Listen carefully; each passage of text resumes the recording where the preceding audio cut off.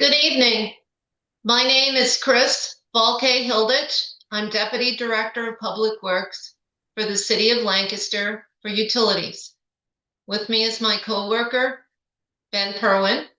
He's the Senior Project Manager in our Water Bureau.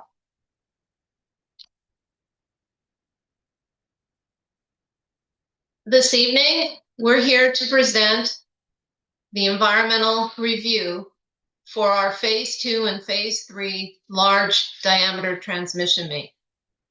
We will go over the permitting that's been involved in this project, and we'll talk about why there's a public meeting about this under the National Environmental Policy, and we'll also review the timeline of the project. So what is the Phase 2 and 3 large diameter transmission main project? A little bit of a backstory in the way that the city actually produces water. The City of Lancaster owns, operates, and maintains a potable water system that provides water to over 120,000 people in Lancaster County. The system is supplied from 2 water treatment plants, one that is fed from the Conestoga River and one that is fed from the Susquehanna River. The Susquehanna treatment plant was built in the 1950s. And while the treatment plant and pumping infrastructure have all been upgraded, the pipes going from the river intake to the treatment plant, and then from the treatment plant, and then the finished water from the treatment plant to the reservoir, and then into the city, were not touched. In 2012, there was a leak on this line, and it cost about $200,000 to fix. The city was able to keep water flowing throughout this time. However, it was a little bit of a wake-up call to us that says that we needed better infrastructure so that this wouldn't be an issue in the future. A study came out of this and laid the groundwork for this project. I have been with the city for about 12 years, and this project has been with me this entire 12 years. The study came out in 2013, and we've been working on it ever since. In 2022, the city finished Phase 1 of the large diameter transmission main, which completed a redundant main from our Oyster Point Reservoir into the city. So this would just be finishing that project and adding a redundant line to the main that was installed in 1955. This map shows the proposed route of the water main that is proposed. The orange line is the Phase 3 large diameter transmission main, and that is the raw water line from the river to the treatment plant. Phase 2 is the treated water that goes from the treatment plant up to our Oyster Point Reservoir. You can see in Mountville, there is a line that goes up. This provides an interconnect to one of our other distribution mains, and it allows the city's distribution network to have full redundancy. This main runs through Columbia Borough, West Hempfield, Mountville Borough, and into East Hempfield.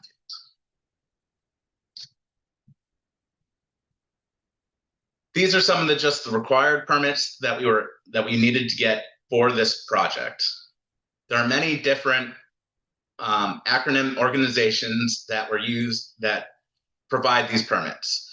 The first 2 permits are from the PADP, Safe Drinking Water Bureau.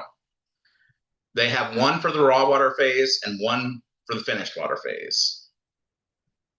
This main also crosses 2 different railroads, one being Norfolk Southern and the other one being the Columbia and Reading Railroad. There's a PennDOT highway occupancy permit that's required because some of this main goes along Columbia Avenue and Route 462. And then there's many other local road permits that we would need to get.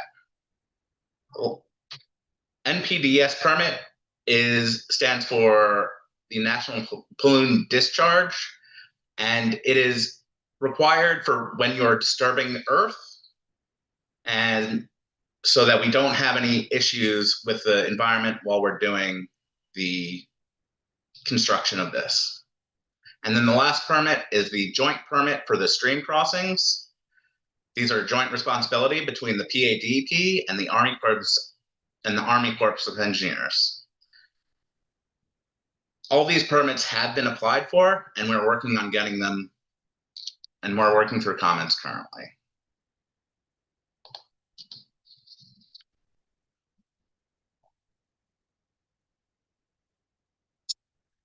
So why is there a public meeting about this evening? Our project cost for the project is estimated between 40 and 50 million. And this includes approximately 1.25 million of design and surveying services. The city applied to the Commonwealth Finance Authority for ARPA funding in 2023 for the full cost of both projects, both phase 2 and phase 3, but only received 3,132,000 for phase 2. There was significant competition for the ARPA funding throughout the entire state of Pennsylvania. We are applying for PennVest funding. PennVest gives us low interest loans to utilities in the Commonwealth. And one of the requirements that they have is that they require that any major project have an environmental study under the National Environmental Policy. And you will hear the acronym NEPA. NEPA establishes the National Charter for Environmental Protection. It requires the identification of environmental consequences and mitigation measures. So even though we have multiple permits that we've applied for, because of those permits, specifically, some of our project will be in the floodplain, and that's unavoidable because we have to withdraw water from the Susquehanna River. So we're in the floodplain being adjacent to the river. And as Ben pointed out, we have several stream crossings to get the water throughout the distribution system. Under this environmental policy, there's 3 different tiers of environmental review. The first one being a categorical exclusion, an environmental assessment, and then a very full-scale project review, an environmental impact statement. The EIS was not required for this project. The city had applied for the categorical exclusion, but at DEP had ruled that we were not allowed to do that because of the creek crossings and the floodplain impact. So the categorical exclusion is only used for projects with no significant impact. And again, as I said, the project was not eligible because of the creek crossings and the floodplain. Some examples of eligible projects that we've been successful with in the past: inflow and infiltration correction in wastewater systems, cleaning and lining of drinking water pipes, repair of existing equipment. These are types of projects where we would not be disturbing anything in the environment. An example of those where we are disturbing might be new or relocated wastewater discharges, intakes, or substantial increases in discharge volume. So where we ended up falling was under the environmental assessment. So this is the next stage for projects not eligible for a categorical exclusion. So since we were not eligible, we started under this path. We are utilizing a process called the Uniform Environmental Process, or UER. And this is what was required by the PADEP and PennVest. The city hired Arrow Engineering to do an environmental assessment. The plans are now completed, and they're working through the narratives now in preparation for filing with the DEP. One of the requirements is that we have the ability to talk about our project before the public. So we're on YouTube this evening to allow the public to understand this project and to ask questions in the future. So this is why we're here this evening. So a little background as to the timeline of this project.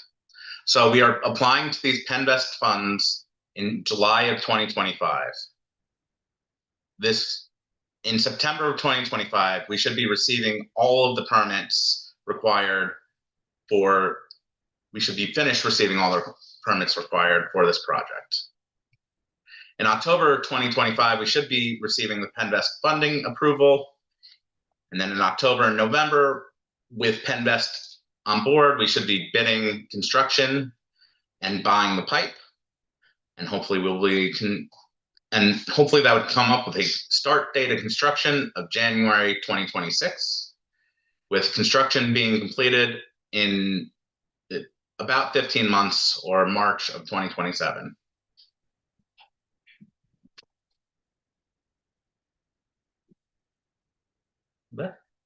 So if you wish to receive any additional information on this project, on the YouTube channel, we'll be posting our emails for your review.